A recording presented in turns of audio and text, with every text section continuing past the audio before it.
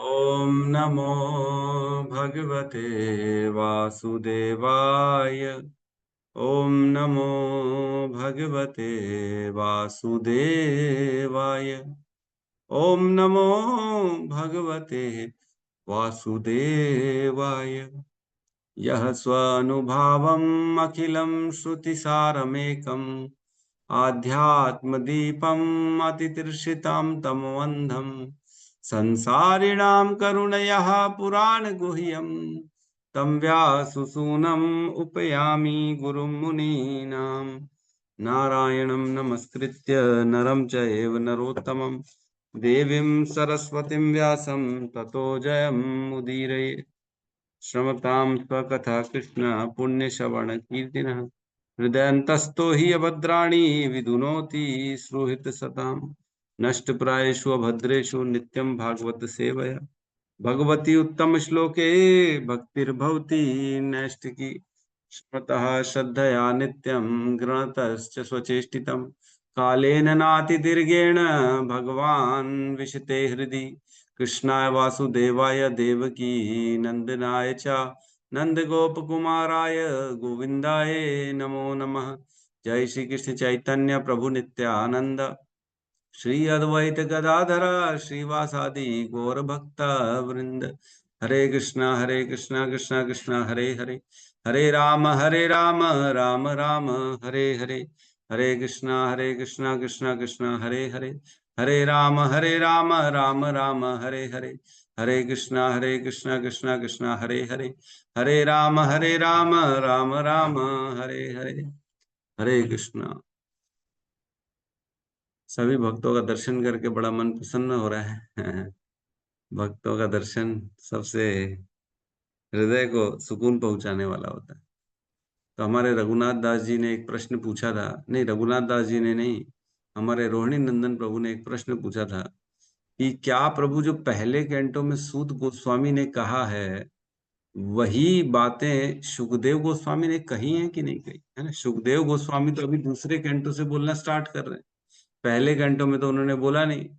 जो नारद जी का पूर्व जन्म का जो है कथा है, चाहे नारद और व्यास भेंट है, चाहे जो अश्वत्थामा द्वारा ब्रह्मास्त्र छोड़े गए वो है, चाहे जो आपके परीक्षित महाराज का जन्म है, चाहे महारानी कुंती का जो स्तुतियां हैं, भीष्म स्तुति है, और जो कुरु नारियों द्वारा भगवान के जो है आने जब जा रहे हस्तिनापुर से तब उन्होंने छत में चढ़ के स्तुतियां करी थी, चाहे भगवान जब द्वारका पहुंचे थे तब उनका आगमन हुआ था, वहां पे सब लोगों ने वेलकम किया था, वहां पे उनकी स्तुति हुई थी द्वारका में।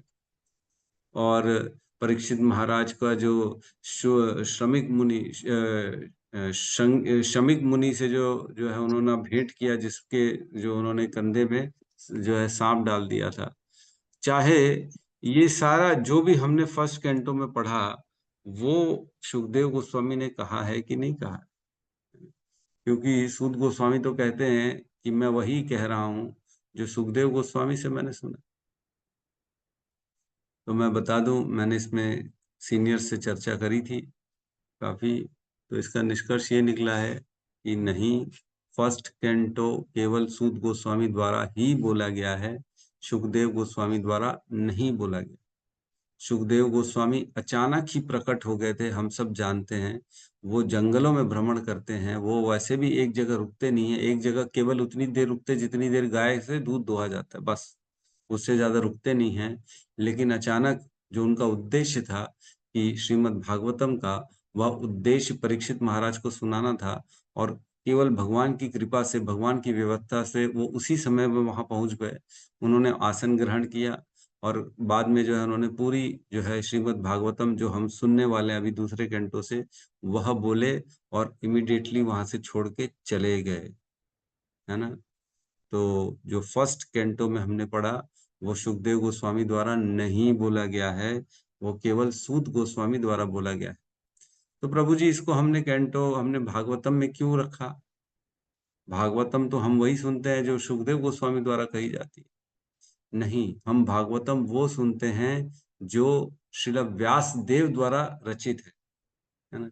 व्यास देव ने सारा लिखा है, जो श्रीमद् भागवतम में आना चाहिए उन सब को इसमें जोड़ा है। सुखदेव गोस्वामी ने जो कहा उनको तो जोड़ा ही जोड़ा है, उसके अलावा भी जो भागवतम का पार्ट है उसको भी जोड़ा है। इसीलिए हम देखते हैं कि हम जो फर्स्ट कैंटो में प्रवेश किए ना, तो हमने वो भागवतम सुनी जो सूत गोस्वामी नैमिषारण्य में कहते हैं, है ना, शौनक आदि ऋषि को, क्योंकि उनके पार्ट को भी व्यासदेव को जोड़ना।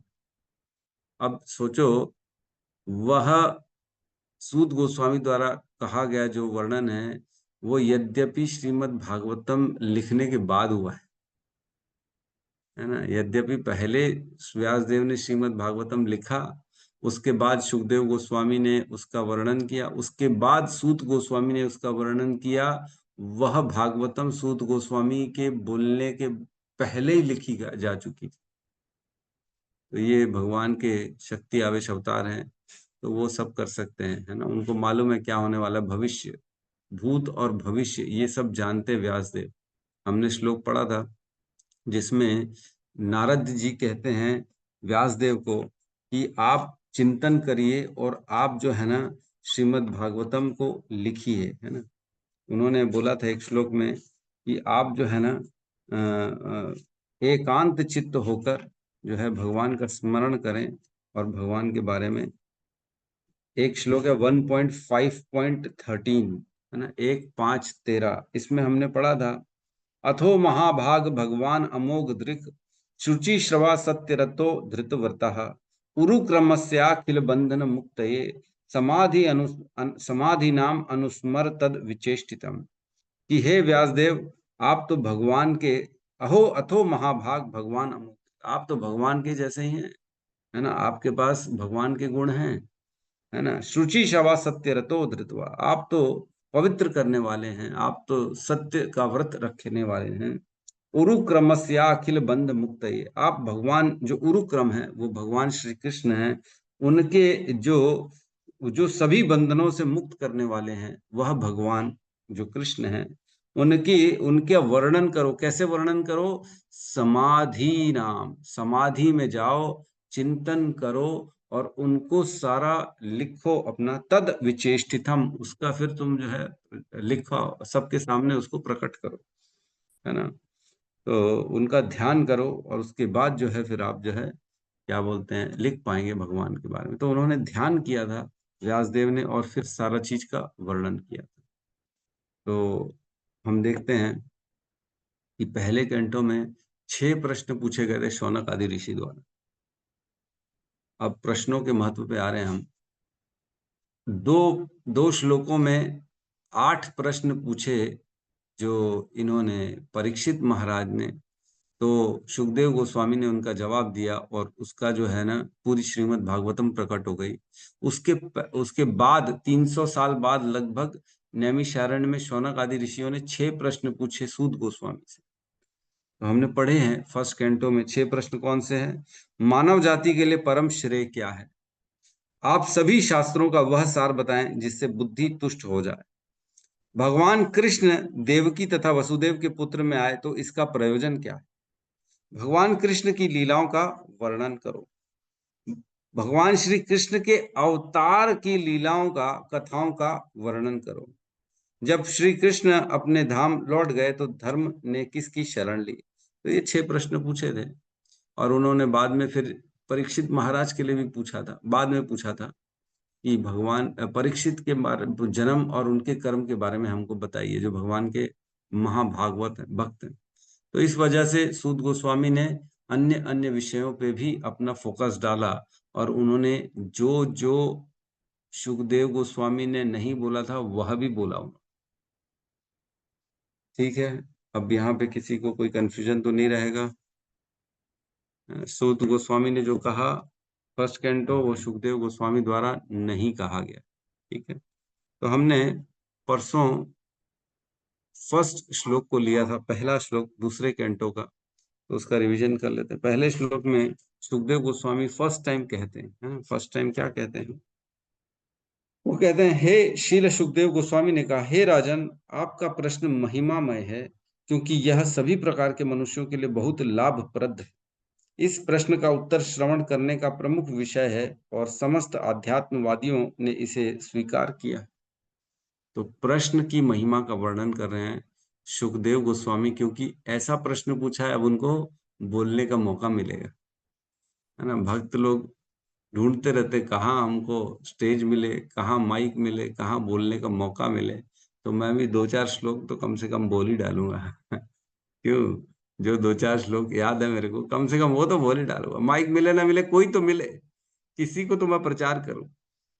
परसों नरसों भी मेरी बात चल रही थी हमारे एक भक्त से, बोले मेरे को कम से कम इतना तो आना चाहिए, दो चार लोग जो मिले मैं उनको प्रचार तो कर सकूं, मेरे को किसी और के पास उसको ले जाने की जरूरत ना पड़े, मैं उसको फटाफट वहीं पे खड़े खड़े दो चार श्लोकों का वर्णन कर दूं ताकि उसका प्रचार हो सके। तो भक्तों की ये जिज्ञासा होती है कि हम बोलें, भगवान की महिमा का वर्णन करें।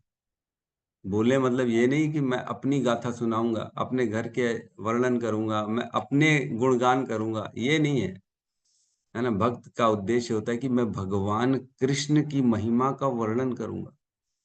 जो संसार में जो अग्नि लगी हुई है, जो काम क्रोध लोभ मोह मद मात्सर्य, उस अग्नि को बुझाने का काम करूंगा, ये उद्देश्य रहता है भक्त का, ना कि अपना गुणगान करना। नहीं नहीं, वो भगवान के भक्तों की महिमा सुनाना चाहते हैं, वो भगवान के नाम के जो है नाम का यश, नाम की जो शक्ति है वो बताना चाहते हैं लोगों को, कि कैसे एक नाम लेने से आप जो है समस्त पापों से मुक्त हो सकते हो।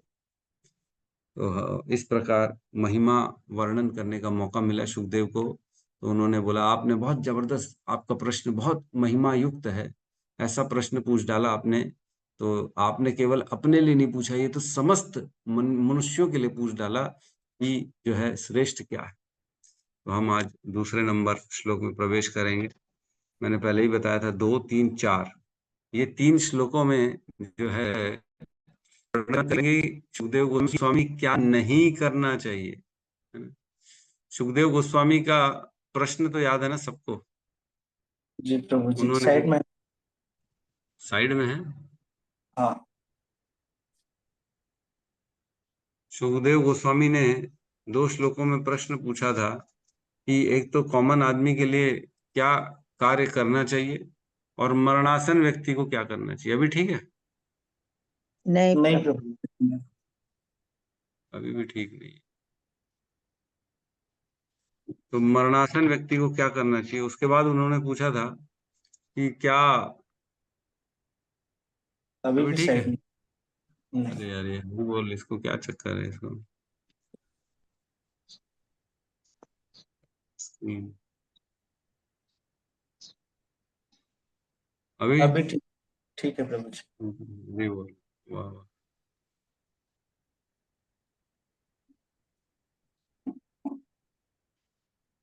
ठीक है, याद है। अभी ठीक है। हाँ?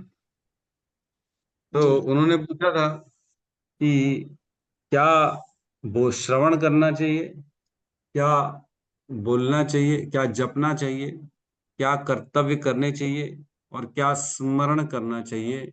ये 4 चीजें पूछी थी। फिर पूछा था क्या नहीं करना चाहिए, वो भी बताइए आप, है ना। तो इस प्रकार से उन्होंने 6 प्रश्न पूछे थे, है ना। तो हम सॉरी 8 प्रश्न पूछे थे। तो हम आज जो है सेकंड नंबर श्लोक में प्रवेश करेंगे, जहां पे बता रहे हैं कि क्या नहीं करना चाहिए। 2, 3, 4 इन तीनों श्लोकों में बताएंगे क्या नहीं करना चाहिए, है ना। तो श्लोक साथ में दोहराएंगे। श्रोतव्यादिनी राजेंद्र श्रोतव्यादि राजेन्द्र राजेन्द्र नृणाम सन्ति सहस्रशः नृणां सन्ति सहस्रशः सहस्रशः अप्य अप अपश्यतामात्मतत्त्वम् अपश्यतात्मातत्त्वम् महत्त्वम् गृहेषु गृहमेधिनाम् गृहेषु गृहमेधिनाम् श्रोतव्यादि श्रोतव्यादि राजेन्द्र राजेन्द्र श्रोतव्यम् आदिनि राजेन्द्र राजेन्द्र नृणां सन्ति सहस्रशः नृणां शान्ति सहस्रशः अपसयताम आत्मतत्त्वम् अपश्यतात्मात्मम् ग्रहेषु ग्रहमेधिनाम् गृहेषु गृहमेधिनाम् श्रोतव्यादिनी राजेन्द्र श्रोतव्यादिनी राजेन्द्र नृणां सन्ति सहस्रशः नृणां सन्ति सहस्रशः सहस्रशः अपश्यताम् आत्मतत्त्वम् अपश्यतात्मात्मम् गृहेषु गृहमेधिनाम् गृहेषु गृहमेधिनाम् बोलिए, कोई और भी बोलेगा? श्रोतव्यादिनी राजेन्द्र श्रोतव्यादिनी राजेन्द्र नृणां सन्ति सहस्रशः नृणां सन्ति सहस्रशः अपश्यताम् आत्मतत्त्वम् अपश्यतात्मात्मतत्त्वम् मात्मतत्त्वम् गृहेषु गृहेषु गृहमेधिनाम् श्रोतव्यादिनी राजेन्द्र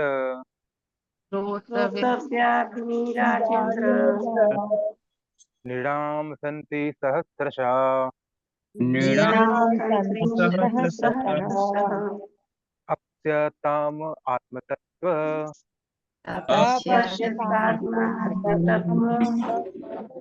गृहेषु गृहमेधिनाम् गृहेषु धन्यवाद। जय सम्राट। भौतिकता में उलझे व्यक्ति जो परम सत्य विषय ज्ञान के प्रति अनभिज्ञ हैं, उनके पास मानव समाज में सुनने के लिए अनेक विषय होते हैं। ओम अज्ञानतिमिरन्धस्य ज्ञानाञ्जन शलाकया चक्षुरुन्मिलितं येन तस्मै श्री गुरुवे नमः। श्री चैतन्य मनोभीष्टं स्थापितं येन भूतले स्वयं रूपः कदा मह्यं ददाति स्वपदान्तिकम्। वन्देऽहं श्रीगुरु श्रीयुतपदकमलं श्रीगुरून् वैष्णवांश्च श्रीरूपं सागरजातं सहगण रघुनाथान्वितं तं सजीवं साद्वैतं सावधूतं परिजन सहितं कृष्ण चैतन्य देवं श्री राधा कृष्ण पादान् सहगण ललिता श्री विशाखान्वितांश्च। हे कृष्ण करुणा सिंधु दीनबंधु जगतपते गोपेश गोपिका कांत राधा कांत नमस्तुते। तप्त कांचन गौरांगी राधे वृंदावनेश्वरी वृषभानुसुते देवी प्रणमामि हरिप्रिये। वाञ्छाकल्पतरोभश्च कृपा सिन्धुभ्य एव च पतितानां पावनेभ्यो वैष्णवेभ्यो नमो नमः। नमो विष्णुपादाय कृष्णपृष्ठाय भूतले श्रीमते भक्तिवेदांत स्वामीति नामिने। नमस्ते सरस्वती देवे गौरवाणी प्रचारिणे निर्विशेष शून्यवादी पाश्चात्य देशतारिणे। जय श्री कृष्ण चैतन्य प्रभु नित्यानंद श्री अद्वैत गदाधर श्रीवासादि गौर भक्त वृंद। हरे कृष्णा कृष्णा कृष्णा हरे हरे, हरे राम राम राम हरे हरे कृष्णा। बहुत सुंदर श्लोक है ये, हमारे लिए स्पेशली है ना। ध्यान रखिएगा, सब हमारा वर्णन चल रहा है यहाँ पे, हमारा गुणगान चल रहा है ना। क्या कह रहे हैं? भौतिकता में उलझे व्यक्ति, भौतिकता में हम सब उलझे हुए हैं, पूर्ण रूप से उलझे हुए हैं, है ना। लिप्त हैं, हर तरफ से, हर एंगल से लिप्त। जो परम सत्य विषय ज्ञान के प्रति अनभिज्ञ है, परम सत्य के प्रति हम बिल्कुल अनभिज्ञ हैं, हमको पता ही नहीं है कि नहीं। आत्मा क्या है, परमात्मा क्या है, भगवान क्या है, कर्म क्या है, काल क्या है, गोलोक क्या है, मुक्ति क्या है, भक्ति क्या है, कुछ नहीं मालूम, है ना। उनके पास मानव समाज में सुनने के लिए अनेक विषय होते हैं। हमारे पास है कि नहीं, एक दूसरे से बोलने सुनने के लिए कितनी सारी बातें होती हैं, इतनी सारी बातें होती, बाप रे बाप। श्लोक को देखते हैं एक बार, है ना। श्लोक बड़ा सुंदर है। कह रहे हैं श्रोतव्य आदिनी राजेंद्र, श्रोतव्य आदिनी राजेंद्र। आदि, आदि मीन्स एक्सेट्रा। तो एक्सेट्रा मतलब क्या क्या यहाँ पे हम मानेंगे? जो प्रश्न पूछा गया था परीक्षित महाराज के द्वारा। परीक्षित महाराज ने क्या प्रश्न पूछा था कि क्या सुनना चाहिए, है ना, यत श्रोतव्यम क्या सुनना चाहिए, अथो जप्यम क्या जपना चाहिए, यत कर्तव्यम क्या करना चाहिए, नृभि प्रभो, है ना, स्मर्तव्यम क्या स्मरण करना चाहिए, और भजनीयम क्या किसकी पूजा करनी चाहिए। ये 5 चीजें पूछी, है ना। क्या सुनना है, क्या जपना है, क्या कर्तव्य है, क्या स्मरण करना है, और किसको भजना है, किसकी पूजा करनी। ये 5 चीजें पूछी थी परीक्षित महाराज ने सुखदेव गोस्वामी से श्लोक क्रमांक 38 में। और पूछा था क्या नहीं करना चाहिए, तो इन्हीं में क्या श्रवण नहीं करना चाहिए, क्या जपना नहीं चाहिए, क्या कर्तव्य नहीं है, और क्या स्मरण नहीं करना चाहिए, और किसका भजन नहीं करना चाहिए। समझ में आया? मतलब 5 चीजें पूछी क्या करना चाहिए, और इन्हीं का 5 का पूछ लिया क्या नहीं करना चाहिए, तो मतलब 10 चीजें हो गई कुल मिला के। क्या सुनना है और क्या नहीं सुनना है, क्या जपना है क्या नहीं जपना है, क्या कर्तव्य है क्या कर्तव्य नहीं है, क्या स्मरण करना चाहिए क्या स्मरण नहीं करना चाहिए, और किसका पूजन करना चाहिए और किसका पूजन नहीं करना चाहिए, ये भी बताओ। तो एक ही शब्द में आ गया सारा, श्रोतव्य आदि नहीं, है ना। इसी श्लोक में बस क्या क्या सुनना है, क्या आपने जो प्रश्न पूछा था ना, सुनना क्या है नहीं सुनना क्या है स्मरण क्या है, तो वो सारा आदि में सब इंक्लूड आ गया। कि श्रवण एक्सेट्रा करने योग के विषय में जो आपने, हे राजेंद्र मीन्स राजाओं में श्रेष्ठ, हे परीक्षित, श्रोतव्य आदि नहीं, जो आपने प्रश्न पूछा था सुनने एक्सेट्रा के बारे में, उसके लिए बता रहे हैं। नृणाम संति सहस्त्रशः, नृणाम मीन्स मानव समाज में मनुष्यों के द्वारा, संति सहस्त्र मीन्स अनगिनत टॉपिक हैं, सहस्त्रशः अनगिनत टॉपिक हैं सुनने के लिए। जो आपने प्रश्न पूछा था ना क्या सुनना चाहिए, इसके लिए तो बहुत कुछ है सुनने के लिए। क्या क्या किसका किसका वर्णन करूं मैं, है ना। अनगिनत चीजें हैं जिसको हम सुन सकते हैं। किसके लिए लेकिन अनगिनत, अनगिनत बहुत सी चीजें किसके लिए हैं। अपश्यताम आत्म तत्वम, किसके लिए है। अपश्यताम, अपश्यताम मीन्स जो नहीं देख सकता। क्या नहीं देख सकता, आत्म तत्वम, जो आत्म तत्व के बारे में जिसकी आंखें खुली नहीं हैं, जो पूर्ण रूप से भौतिकता में फंसा हुआ है, उस व्यक्ति के लिए सहस्त्र अनेक अनेक टॉपिक हैं। जो आपने प्रश्न पूछा था ना सुनने वाली बात की, क्या सुनना चाहिए क्या जपना चाहिए क्या स्मरण करना चाहिए, तो ऐसी अनगिनत चीजें हैं जो आत्म तत्व के बारे में जिज्ञासा नहीं करते हैं, जिनकी आंखें बंद हैं आत्म तत्व को लेके, जो पूर्ण रूप से भौतिकता में फंसे हुए हैं। ऐसे व्यक्तियों के लिए बहुत सी चीजें हैं जो सुन सकते हैं वो। और कौन है, किस टाइप के लोग हैं ये, तो ये कह रहे हैं गृहेशु, जो घर में फंसे हुए, घर में फंसे हुए गृहेशु, है ना। और क्या कह रहे हैं, गृह मेधी नाम, भौतिकता में फंसे गृहस्थ। जो ग्रह मेधी और गृहस्थ दो चीजें बताई गई। ग्रह मेधी मीन्स जो घर में इसलिए प्रवेश करता है क्योंकि उसको गृहस्थ आश्रम में भोगना है ना, अपनी पत्नी बच्चे उसी में उसको आनंद आता है, बस यही मेरा है और कुछ नहीं। और एक होता है गृहस्थ आश्रम, जिसमें व्यक्ति गृहस्थ जीवन स्वीकार इसलिए करता है ताकि वो भक्ति कर सके, ताकि वो अपने परिजनों को पत्नी पुत्र बच्चों को भी भक्ति में लगा सके, है ना। और एक होता है गृह मेधी, गृह मेधी मीन्स वह व्यक्ति घर में इसलिए प्रवेश करता है गृहस्थ आश्रम में ताकि वो एंजॉय कर सके अपने परिवार को, अपनी पत्नी को, अपने बच्चों को, है ना। गृहेशु, गृहेशु मीन्स जो घर में आसक्त रहता है पत्नी और बच्चे में, ऐसे व्यक्ति गृह मेधी कहलाते हैं, गृह मेधी नाम। और घर में ही उनका दिन रात अपना आसक्ति फंसी रहती है। बड़ा इंपॉर्टेंट है ये, हमारे लिए खास तौर से बोला गया है ना। तो इतनी सारी बातें होती हैं सुनने के लिए और बोलने के लिए, है कि नहीं। सब लोग ऐसे कोई ना कोई को तो जानते होंगे जिसके साथ बैठो तो पूरे संसार की बात करता है कि नहीं। पड़ोसी की भी मालूम रहती है उसको, अरे उसकी बहू के साथ क्या हो गया, इसके घर में ये हो गया, अरे उसको बीमारी हो गई, अरे उसके बच्चे की शादी हो गई, अरे उसके बच्चे को ये प्रॉब्लम है फेल हो गया, अरे उसको मार पड़ी, उसको डांट पड़ी, अरे तेरे को मालूम है उसका बाहर चक्कर चल रहा है। अरे वाह, इतनी सारी खबरें रखते हैं लोग, इतनी सारी। और यद्यपि उन बातों से कोई भी लेना देना नहीं है, हमारे जीवन में उन सब बातों से हमारा कोई लेना देना नहीं है, लेकिन फिर भी व्यक्ति खास तौर से समय निकाल के फोन कर करके पूछता रहता है, बताओ तो उसका क्या हुआ, उसका क्या हुआ, ताकि इंफॉर्मेशन का जमाना है, मेरे पास सबसे पहले इंफॉर्मेशन आ जाए कि क्या लफड़ा है। अपने आप को लोग क्या समझते हैं, मैं हाईलाइटेड रहूं, क्यों? क्योंकि मेरे को सबके बारे में मालूम है।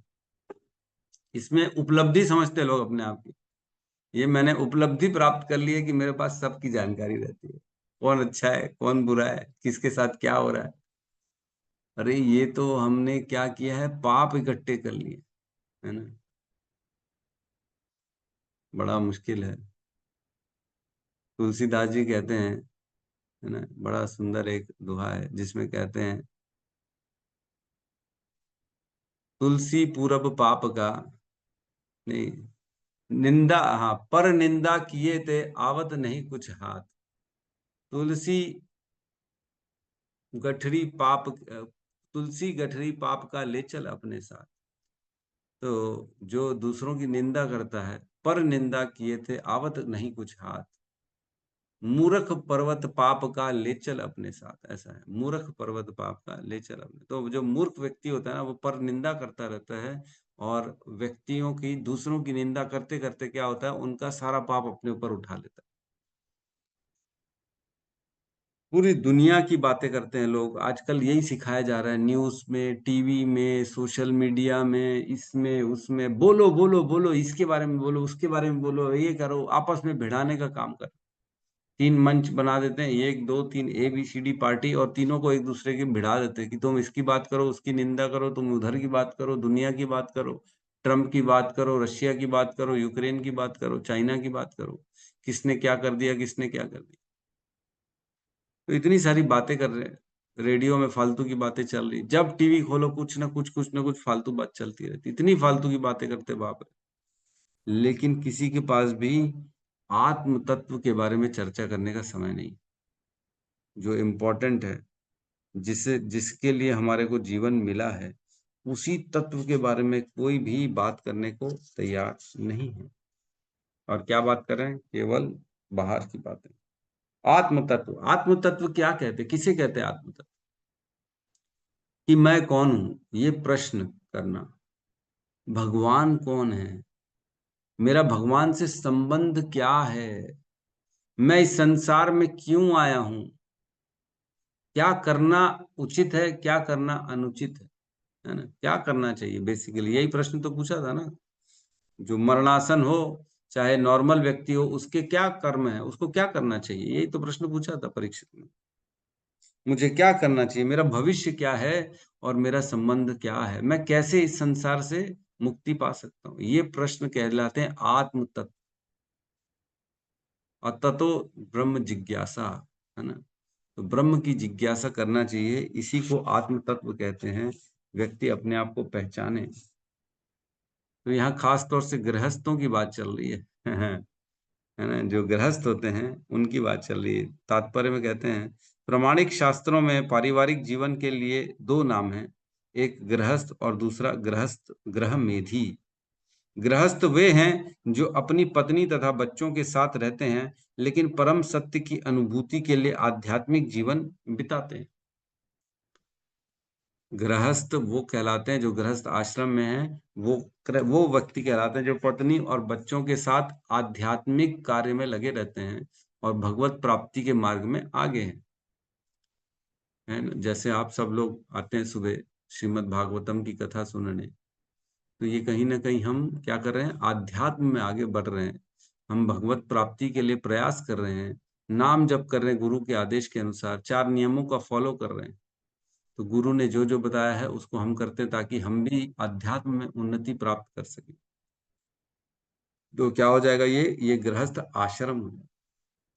लेकिन ग्रह मेधी किसे कहते हैं, तो आगे लिखा है, किंतु गृह मेधी वो है जो केवल पारिवारिक सदस्यों के लाभ हेतु जीवित रहते हैं, और इस प्रकार वे अन्य व्यक्तियों से ईर्ष्या करते हैं, भले ही यह लाभ केंद्रित हो या विस्तृत हो। ग्रह मेधी कौन है? केवल मैं और मेरा परिवार। मैं और मेरे। सबसे बड़ा रोग मैं और मेरे लोग, है ना? सबसे बड़ा रोग, ये सबसे बड़ा रोग है, मैं और मेरे लोग। बस अपनी और अपनों की व्यवस्था में ही लगा हुआ व्यक्ति। मैं सुखी हो जाऊं, मेरे परिजन सुखी हो जाएं, मेरे आश्रित जो मेरे से संबंधित हैं, मेरे अपने हैं, वो सुखी हो जाएं। बस जीवन का उद्देश्य यही बना के रखा है लोगों ने। इसको क्या कहते हैं? गृह मेधी। मेधी, मेधी का अर्थ है, मेधी शब्द अत्यंत मेधी शब्द अन्य व्यक्तियों से ईर्ष्या का सूचक है। मेधी का अर्थ यह है कि दूसरों से जेलसी का भाव रखना। ग्रह मेधी, ग्रह मेधी कौन है? जो अपने लिए काम करता है, अपने परिवार के लिए काम करता है और दूसरों से जलता रहता है। क्यों जलता है भाई? क्यों जलता है? क्योंकि दूसरों से ज्यादा उसको सुख चाहिए, उसको दूसरों से ज्यादा सुविधाएं अपने जीवन में चाहिए। दूसरों को देखा, अरे उसके पास तो कार है, अरे बाप रे उसके पास तो बड़ा मोबाइल है, अरे उसके कपड़े देखे, अरे उसके ये देखा, अरे उसको जल रहा है बैठ के। हर चीज में दूसरों से जलन करना, इस रेस की तो कोई अंत ही नहीं है। हर व्यक्ति इसी में तो लगा हुआ है। आज के लोगों में उठना बैठना मैं तो जानता हूं, केवल एक ही उद्देश्य है कि मैंने अगर कुछ पाया है तो मेरे को लोगों को दिखाना है ताकि वो जले मुझसे। अपनी उपलब्धियों का प्रदर्शन करना है ताकि दूसरों को मैं जला सकूं। अरे देखो मैंने नया नया मोबाइल खरीदा, देखा है? ऐसा किसी के पास है? मैंने खरीदा, देखा? ऐसा खुश हो जाते हैं ताकि दूसरे अंदर ही अंदर जल रहे हैं। ओ अब बताता हूँ इसको, रुको, आज बड़ा उड़ रहा है ना हवा में, कल इसको नीचे लाता हूँ मैं। तो एक दूसरे के खाली एक ही चल रहा है काम, कैसे प्लानिंग करके उसको नीचे गिराना है, उसको नीचे गिराना है, अपने आप को ऊपर उठाना है। यही चल रहा है समाज में, केवल यही चल रहा है। और लोग इसमें इतने ज्यादा उलझ गए हैं कि समझ ही नहीं पा रहा है कि केवल समय नष्ट हो रहा है। समय नष्ट हो रहा है केवल सिर्फ दिखावे में कि मैं श्रेष्ठ, मैं श्रेष्ठ, ये श्रेष्ठ, हम श्रेष्ठ, हमारा परिवार श्रेष्ठ। बस इसी में पूरा जीवन निकल जा रहा है और समय का समय पूरा निकल जा रहा है। व्यक्ति का आत्म तत्व के बारे में जिज्ञासा कर ही नहीं पा रहा है। अपश्यताम, अपश्यताम आत्म तत्वम, देख ही नहीं पा रहा है। अपश्यताम, एक श्लोक आता है भगवत गीता में 13वें अध्याय में। 13वें अध्याय के अंत के 7 श्लोकों में भगवान वर्णन करते हैं कि मैं किसे पसंद करता हूं, है ना? स में प्रिय, कौन कौन भगवान को प्रिय है। उसमें एक श्लोक आता है जिसमें कहते हैं, समम सर्वेषु भूतेषु तिष्ठन्ति परमेश्वरः, है ना? अविनश्यत्सु विनश्यतम य पश्यति स पश्यति। जो ऐसा देखता है वह असली मायने में देखता है। यह पश्यति स पश्यति, जो ऐसा देखेगा वही सही मायने में देख पाता है। कैसा देखेगा? समम सर्वेषु भूतेषु तिष्ठन्तम परमेश्वर, समान रूप से सभी व्यक्तियों के अंदर कौन रहते हैं? परमेश्वर।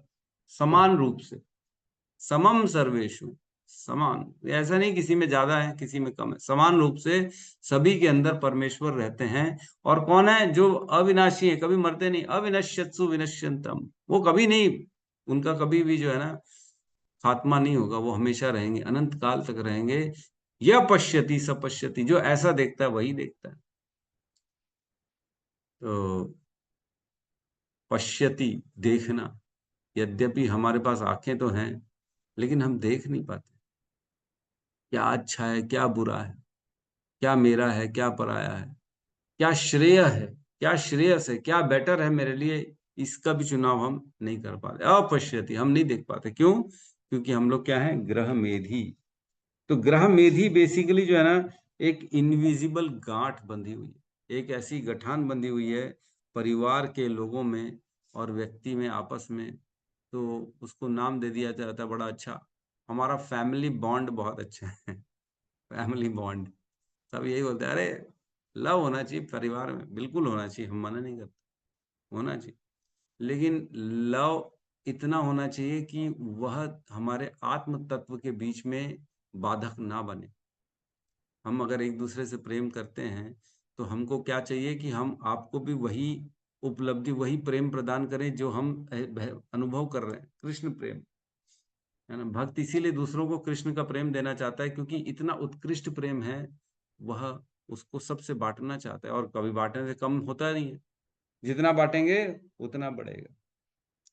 तो इसमें बताया गया है गृहस्थ जो होते हैं ना, वह 5 प्रकार के जो है, वह 5 प्रकार के पाप करते हैं, है ना। बड़ा सुंदर वर्णन है। 5 प्रकार के जो है ना, हर हर गृहस्थ जो है ना 5 प्रकार के पाप करता है। कौन से करता है? वह चूल्हा जलाता है, 5 प्रकार के जीवों की हत्या करता है, जिसको कहते हैं पंचसूना। हाँ, पंचसूना। क्या करेगा? वो चूल्हा जलाएगा। गैस तो जलाएंगे, परिवार में रहेंगे तो गैस जलाएंगे तो क्या होगा? जो आसपास उसमें जो कीटाणु रहते हैं वो सब मर जाते हैं, है ना। बर्तन गर्म करने से भी मर जाते हैं। झाड़ू लगाने से छोटे छोटे कीड़े, झाड़ू, चींटियां और जो अन्य अन्य जीव हैं वो सब मर जाते हैं। आटा पिसवाना, चक्की चलाएगा कि नहीं चलाएगा? आटा तो पीसेगा, तो पीसने में क्या होगा? बोलते हैं ना, गेहूं के साथ घुन भी पिसा जाता है, तो वो भी पिस जाता है बेचारा, तो उसमें भी पाप आ जाता है कि जीव हत्या हो गई। और क्या कहते हैं? ऊसल, ऊसल बोलते हैं ना, ऊसल। उसमें मसाला कूटा जाता है, पीसा जाता है, आखिर तो मसाला चाहिए खाना बनाने के लिए, तो उसमें भी जीव हत्या हो जाती है। ऊसल में हम देखते हैं वो खड़े होके माता जी लोग ऐसे पीटती थी, तो उसको कहते हैं। और 5वां जो है, पानी भरना। पानी भरना, उबालना, तो कई जीव ऐसे होते हैं जो बेचारे पानी में मर जाते हैं। नहाएंगे तो जो जीव नीचे रहते हैं ना, जो उसमें मर जाते हैं, चाहे पानी भरने पीने के लिए भरेंगे तो भी जीव उसमें मर जाते हैं।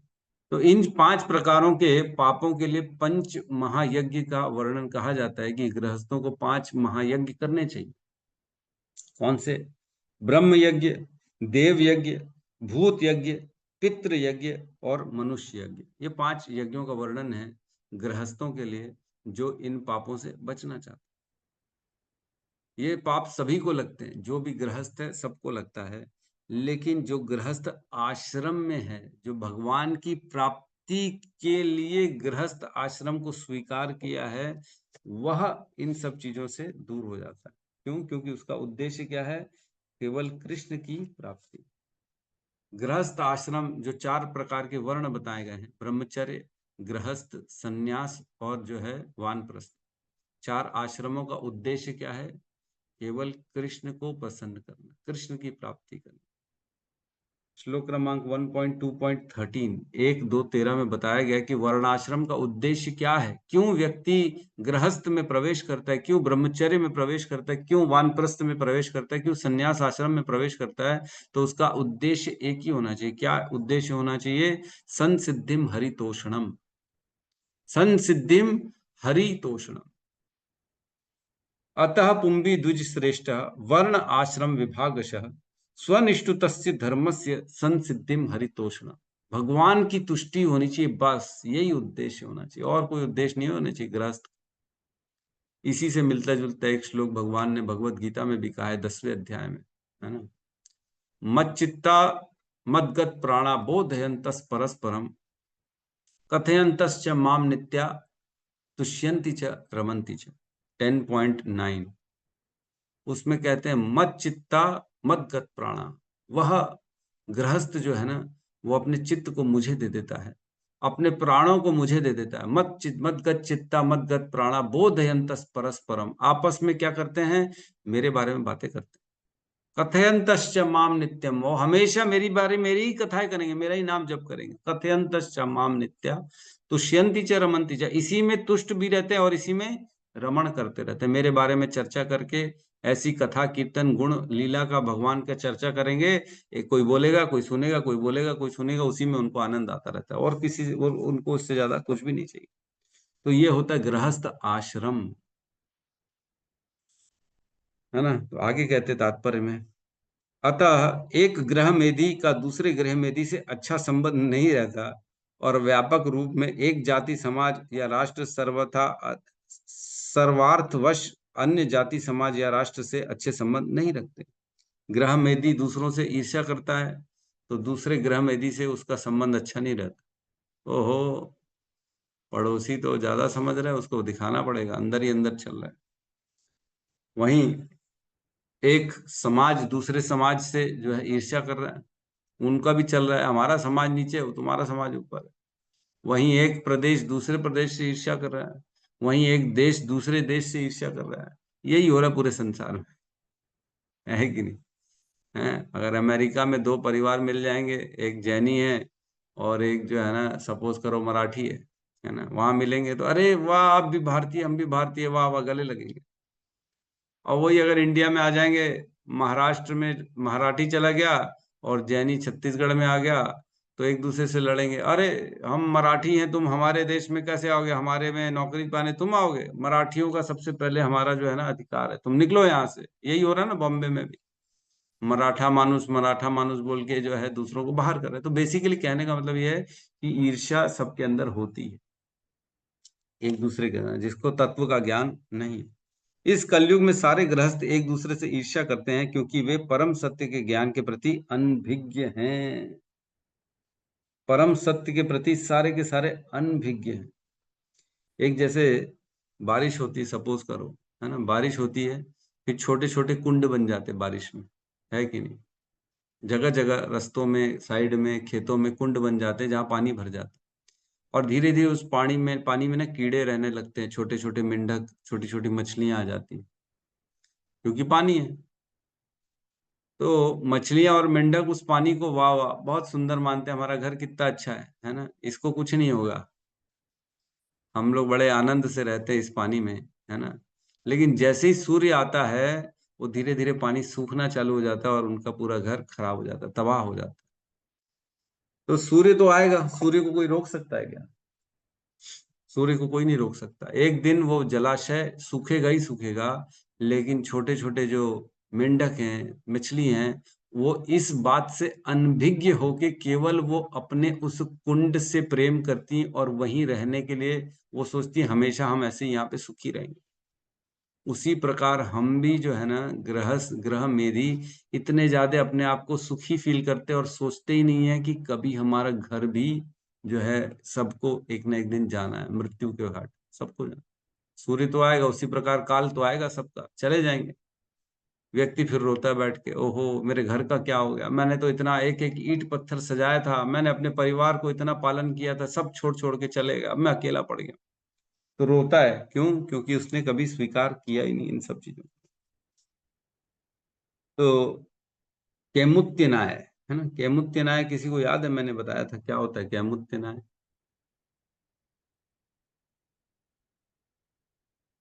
कोई एक भी बता सकता है कैमुत्य न्याय? किसी को याद नहीं? जी प्रभु जी। हाँ प्रभु बताइए। प्रभु जी, जैसे नदी में जितना जल है, वैसे बोले थे, जल है उतना ही, नदी में चलो, जितना मतलब जल, ऐसे कुछ बोले थे, हाँ वो मुझे एक बता ऐसी रहे। उपमा मैंने दी थी। ठीक है, कोई बात नहीं, प्रभु रूपाली जी माता जी आप ऊंट बताइए। वाली है क्या, ऊंट वाली?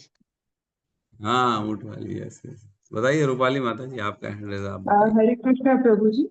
प्रभु जी, कैमुत्य न्याय उसे हम एक एग्जाम्पल से समझ सकते हैं कि जैसे अगर एक पानी में अगर एक ऊंट डूब सकता है तो हमारी क्या बिसात है, हम तो डूबेंगे ही।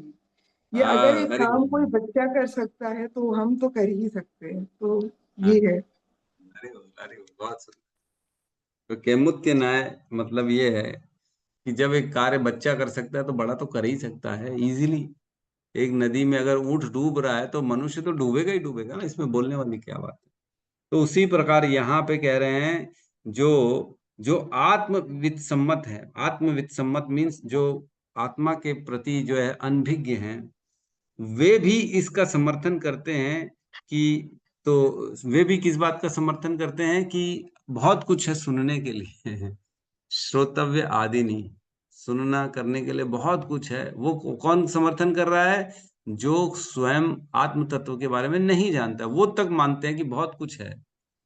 तो फिर तो बात ही क्या है, जो जो जो आत्म तत्व के बारे में जिज्ञासा करे उसकी बात ही क्या है फिर तो, है ना। तो गृहस्थ स्वीकार किया जाता है ताकि हम भक्ति कर सके, ना कि केवल जो है गॉसिपिंग कर सके। गॉसिपिंग के लिए नहीं है भक्ति। एक मतलब कैसे छूटेगा ये, तो हम एक बार देखें, हमने भगवत गीता में पढ़ा है, 2.59 में जब व्यक्ति को हायर टेस्ट मिलता है ना, तो लोअर टेस्ट को वो त्याग देता है। तभी त्याग सकता है लोअर टेस्ट को जब हायर टेस्ट उसके पास आ जाता है ना। रसो अपवर्जम, जब ऊपर के रस का उसको स्वाद मिलता है तब नीचे के रस को छोड़ देता है।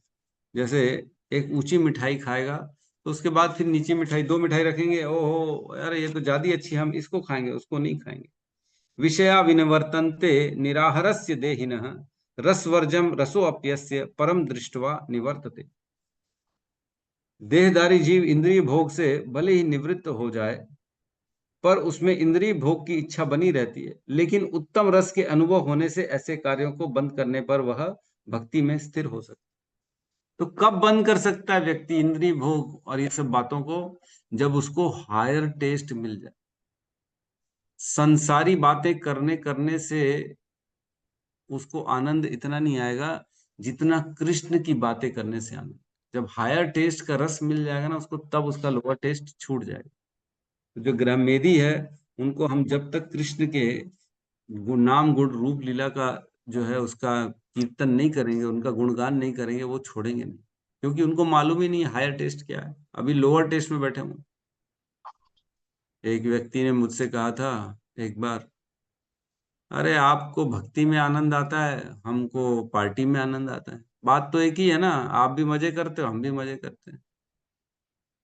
कई लोग ऐसे होते हैं अपने आप को श्रेष्ठ बताने के लिए, अरे हमारा मजा, हमारा भी अपना लेवल का मजा है जी, आप क्या जानते हो, आप अपना उसमें भगवत गीता पढ़ो, उसमें मजे करो, हम इधर मजे करते हैं। मैंने कहा हाँ मजे तो आप भी कर रहे हो, हम भी कर रहे हैं। जिस प्रकार एक बच्चा छोटा सा कीचड़ में खेलता खेलता आनंद करता है, बच्चा भी कीचड़ में खेलेगा, उसको मजा आता है, तभी कीचड़ में खेल रहा है, गंदगी कर रहा है वो। बच्चे को भी उसमें सुख आता है, लेकिन क्या बड़ा उसमें कूदता है? बच्चा बड़ा भी जाता है क्या कीचड़ में खेलने के लिए? नहीं जाता। उसका आनंद दूसरी जगह है, उसको सुख दूसरी जगह मिलेगा। मैंने कहा उसी प्रकार तुम्हारा जो सुख है ना, उसी बच्चे के समान है जिसकी बुद्धि कम है, वो कीचड़ में मजे ले रहा है, तुम कीचड़ में मजे ले रहे हो। हम ये सब छोड़ के ऊपर आ चुके हैं, हमको ये सब चीजों में अब आनंद नहीं आता जो तुम समझते हो। तो इसमें इस ग्रेस प्रशांत मुकुंद प्रभु ने तो और एक खतरनाक उपमा दे दी थी। ऐसी उनसे किसी ने सवाल किया था, तो उन्होंने कहा हाँ तुम भी सुख लेते हो, हम भी सुख लेते हैं, लेकिन तुम्हारा सुख कैसा है? एक जो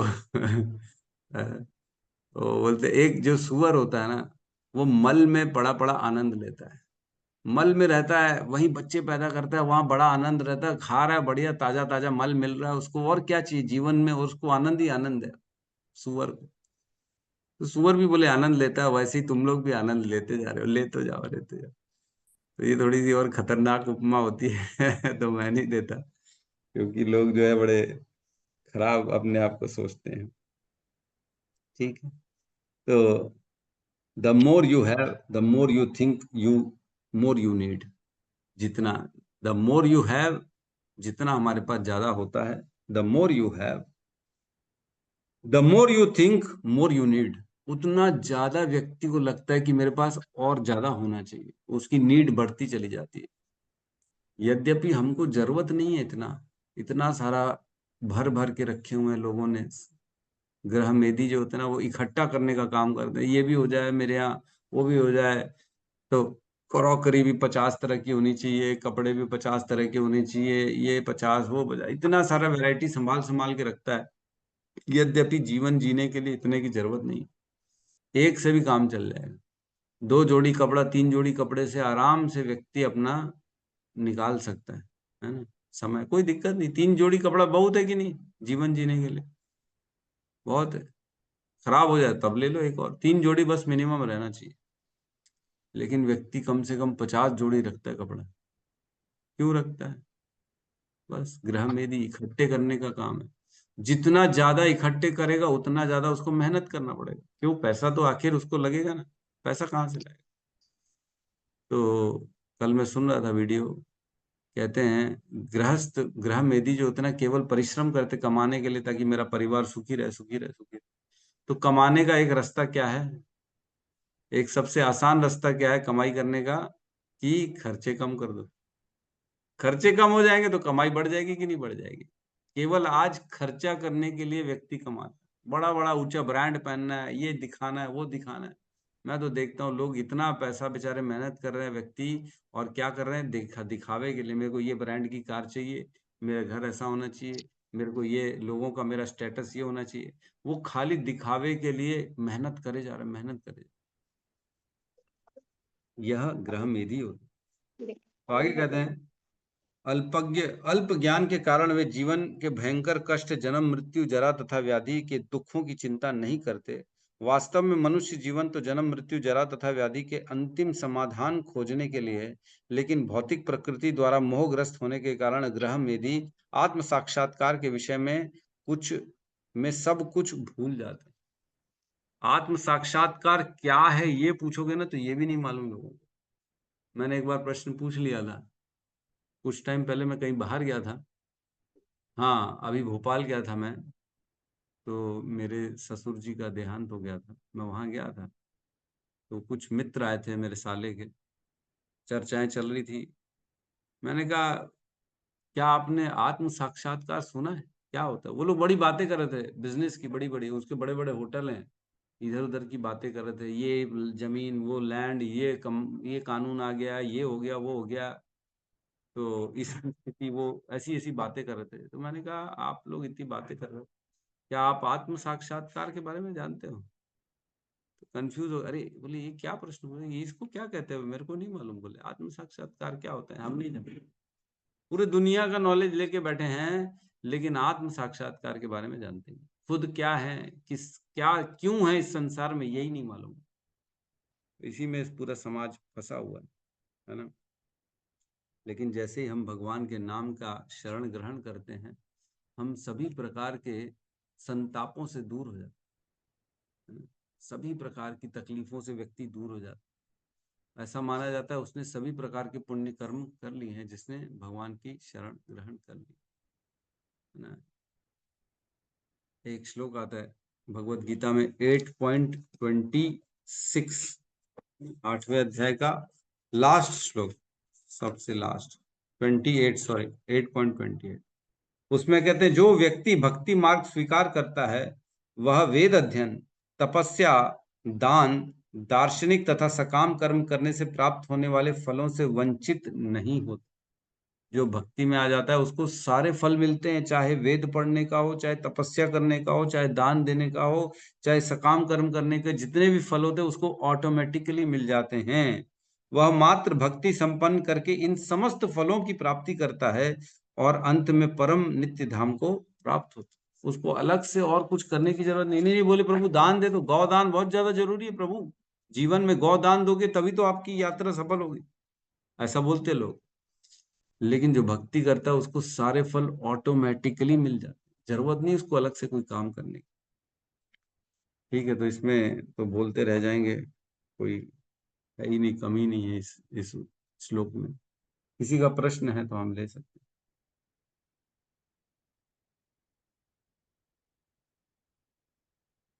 यस गौतम बुद्ध प्रभु। हरे कृष्ण प्रभु जी, धन्यवाद राम। प्रभु जी, जो 5 प्रकार के यज्ञ बताए थे उसमें लास्ट पॉइंट क्या बताया था प्रभु जी? ब्रह्म यज्ञ, मनुष्य देव यज्ञ, यज्ञ, मनुष्य यज्ञ। मनुष्य यज्ञ। प्रभु जी, और ये वाला श्लोक अभी जैसे आप पढ़ा रहे तो प्रभु जी याद आ रहा, धृतराष्ट्र की स्टोरी याद आ रहा था प्रभु जी। उसमें भी मतलब हमने पढ़ा था, सेम ऐसे एक श्लोक था जिसमें इसका वर्णन आया था, तो वो स्मरण हो रहा बहुत सुंदर श्लोक है, वो बहुत सुंदर श्लोक है ना, बिल्कुल सही कह रहे हैं। उसमें कहते हैं, मैं अभी निकालता हूँ, था। 17 प्रभु जी, है कौन सा है? 17 नंबर, 1-13-17। 1-13-17, 1-13-17। हाँ, एवं गृहेषु सत्तानां प्रमुक्तानां तदीहया अत्यक्रमाद विज्ञातः कालः परम दुस्तरः। इसका अर्थ है, जो मनुष्य घरेलू विषयों में अत्यधिक लिप्त रहते हैं और उन्हीं के विचारों में मग्न रहते हैं, उन्हें दुस्तर सनातन काल अनजाने ही धर दबोच ले। पूरा समय घर को दे दिया तो ऐसा काल आएगा पता ही नहीं पड़ा, अरे अरे वो तो थे यहाँ पे, अभी गायब हो गए, पता ही नहीं पड़ा, काल तो आएगा ही। यस प्रभु, बहुत अच्छा रेफरेंस आपने बताया। ठीक है, अनिल प्रभु। ये प्रभु जी, हरे कृष्ण प्रभु जी, दंडवत प्रणाम। प्रणाम सभी प्रभु जी। हम जो दिखाई दे रहे हैं वो, और जो नहीं दिखाई दे रहे हैं उनको भी हरे कृष्ण। तो प्रभु जी, जैसे कि बहुत अच्छा टॉपिक है आज का, जो गृह मेदी है और जो गृहस्थ है, आपने बहुत अच्छा बताया। तो जब ये आप बता रहे थे प्रभु जी गृह मेदी के बारे में, तो अभी जैसे कि गणेश पंडाल का चलन चल रहा है, तो मैंने ऑब्जर्व किया प्रभु जी, जितने भी रायपुर में बड़े बड़े पंडाल है ना, सबसे शुरू तो जो भगवान गणेश जी का जो मूल स्वरूप है ना, वो पूरी तरह चेंज हो गया है। मतलब एकदम कार्टून जैसे दिख रहे हैं, गोल मटोल दिख रहे हैं। मतलब उनका वास्तविक स्वरूप जो चतुर्भुज का होना चाहिए वो ऐसा है नहीं। मतलब भांति भांति, किसी को बाइक में बैठा दिया गया है, किसी को मतलब पेड़ में बैठा दिया गया, किसी को राधा कृष्ण की डिजाइन दे दिया गया है। और इतने भव्य पंडाल, बड़े बड़े पंडाल, लाइट एकदम चकाचौंध, मतलब देख के एकदम कोई भी आकर्षित हो जाए। इवन जैसे पूजा पाठ भी होता है ना, तो पूजा करने के बाद खर्चे तो बहुत किए हैं, लेकिन प्रसाद के नाम पर कुछ भी नहीं है, कुछ भी नहीं है। हाँ, मैं मन सही में बात। सोचा, भाई इतना खर्चा किए हो, लाखों खर्चा किए हो, और प्रसाद के नाम पे आप क्या बोलते हैं उसको, जो शक्कर का बना रहता है, मिश्री तक नहीं दे पा रहे हो, इलायची नहीं दे पा रहे हो, बलिदाना नहीं दे पा रहे हो। तो कहने का मतलब प्रभु जी, अभी ना गृह में भी इतना हावी हो गया ना, केवल दिखावा दिखावा दिखावा। जी चंदा हाँ। लेंगे, लेकिन जो मूल स्वरूप है गणेश भगवान का वो चेंज कर देंगे, प्रसाद नहीं देंगे। और सेम इसी तरह मैंने नव युवकों को भी देखा है प्रभु जी, जो मेरे क्लासमेट है, या फिर जो मेरे कलीग है, या फिर जो मेरे पड़ोसी है, जितना उनका इनकम नहीं है, उससे कहीं ज़्यादा का वो मोबाइल रखेंगे। सैलरी उनका 10,000, मोबाइल है उनका 60,000। मतलब इतना दिखावा है प्रभु जी, मतलब यही शायद ना भौतिकता का एक कारण है, और जन्म मृत्यु के चक्कर में फँस रहे हैं, क्योंकि वो हर जन्म में आते हैं और दिखावे की ज़िंदगी जीते हैं। अब चूँकि वो भौतिकता में आसक्ति हैं कि मेरा बड़ा घर, मेरा बड़ा कार, किया का, फोर्ड का, निसान का, तुम्हारा अल्टो है, तुम्हारा मारुति 100 है, मेरा जो बच्चा है वो केबीसी में जाएगा, डीवीए में जाएगा, दिल्ली पब्लिक स्कूल में जाएगा। तो कहने का मतलब है प्रभु जी, कंक्लूजन ये है, जो गृह में यदि इतना हावी हो चुका है ना, कि आदमी आध्यात्मिक विषय में नहीं सोचता, मतलब आत्मचिंतन नहीं करता कि मैं कौन हूँ, मैं कहाँ से आया हूँ, भगवान कौन है, परमेश्वर कौन है, ये सृष्टि कैसे बनी। तो ऐसे बहुत सारी चीजें हैं जो हम भगवत गीता में पढ़े हैं, और आपने ऑलरेडी बता दिए है। तो मोरल ऑफ द स्टोरी ये है प्रभु जी, हमको ना ये गृह मेदी से बच कर रहना चाहिए, और एक्चुअल में जो गृहस्थ होता है जो आध्यात्मिक जीवन जीता है, जैसे कि हमने अभी पढ़ रखा है, तो हमको गृहस्थ में ही फोकस करना चाहिए प्रभु जी। ये मैं अपना रियलाइजेशन बताना चाह रहा हूँ। हरे कृष्ण। अरे बहुत बहुत सुंदर। व्यक्ति के पास इतना है, आज हम देखते हैं बहुत है, आज लाखों लाखों है लोगों के पास, लेकिन वो और प्रयास करे जा रहे हैं, वो पूरा समय और कमाने में लगे हैं। इतना होने के बाद भी लाखों है, उसके बाद व्यक्ति और काम कर रहा है 12-12 घंटे, ताकि मैं और कमाऊं और कमाऊं। आज 2 मकान है तो कल 4 हो जाए, परसों 6 हो जाए मेरे, लेकिन करेगा क्या उसका, ये सोचता ही नहीं है। केवल दिखावे के चक्कर में सुबह से रात तक 14-14 घंटे लोग काम करते। 14 घंटे, सोचो गधा काम नहीं करता 14 घंटे, इतना काम करते हैं। क्यों काम करते हैं? ताकि हमारा जो है ना, जो हमारी लिस्ट है, जो हमारी कुछ चीजें चाहिए वो हम प्राप्त करें। केवल अपनी विषय भोगों के लिए व्यक्ति इतना ज्यादा मेहनत। अगर हम अपनी आशाएं, अपनी इच्छाएं कम कर दें तो जरूरत नहीं है। फिर तो क्या है, रोटी और दाल चावल बहुत है, और क्या, उससे ज्यादा क्या खाएगा आदमी। केवल दिखावा और केवल अपनी इंद्रिय तृप्ति, केवल मन को प्रसन्न करने में व्यक्ति लगा हुआ है, दूसरों को जलाने में लगा हुआ है। केवल दूसरों से ईर्ष्या करना यही कारण है, आधा तो यही कारण है कि व्यक्ति बेचारा मेहनत करता है दिखावे के लिए, ये चाहिए मेरे को, वो चाहिए मेरे को, मेरे पास तुम्हारे से ज्यादा है, बस। बाप रे, बेचारे लोग परेशान है, रात रात भर जग रहे हैं लोग। कई लोगों की ड्यूटी रात भर की होती, कई लोगों की दिन भर की होती, खाना खाने को टाइम। लोग ये बोलते थे, अरे प्रभु हमारे पास मरने का टाइम नहीं है प्रभु। ऐसे भी लोगों को सुनते हो गया, और अरे प्रभु मरने का टाइम नहीं है। अरे मरने का टाइम नहीं है, अरे मरने का नहीं। मृत्यु तो आएगी, दुस्तर काल आएगा, तुमको लेके चला जाएगा, पता ही नहीं पड़ेगा, तुम तो काम करते रह जाओ। तो इतना काम करते, इतना काम करते हैं। पूत कपूत तो क्यों धन संचय, है ना। पूत सपूत तो क्यों धन संचय। अगर पूत कपूत है, पुत्र कपूत निकला, बेढंगा निकल गया, तो किसके लिए धन संचय करना, वो तो वैसे ही उड़ा देगा।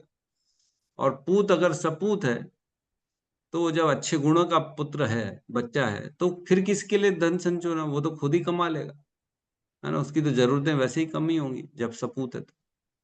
लेकिन दिखावे के चक्कर में आज की डेट में मैं देखता हूँ इतनी गंदगी हो रही है। राजनेताओं को ले लो, बड़े बड़े लेवल के लोग रहे, सट्टा खिला रहे हैं, जुआ खिला रहे हैं, ड्रग्स का चल रहा है, माफिया चल रहा है ना। इतना गंदगी फैलाई हुई है, पूरे बच्चे जो है वो ड्रग्स के लिए झूठ बोल रहे हैं, गंदा काम कर रहे हैं।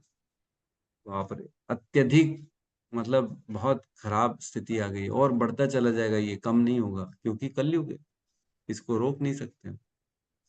हमको क्या करना है, अपने चित्त को कृष्ण में लगाना है, अपने आप को शांत रखना है और गृहस्थ आश्रम बनाना है। आप खुद को भी भगवान के प्रति समर्पित करना है, अपने परिवार को भी भगवान का ज्ञान देना, तब जाके हम सही लाइन पे आएंगे, नहीं तो हम गलत लाइन में चलेंगे।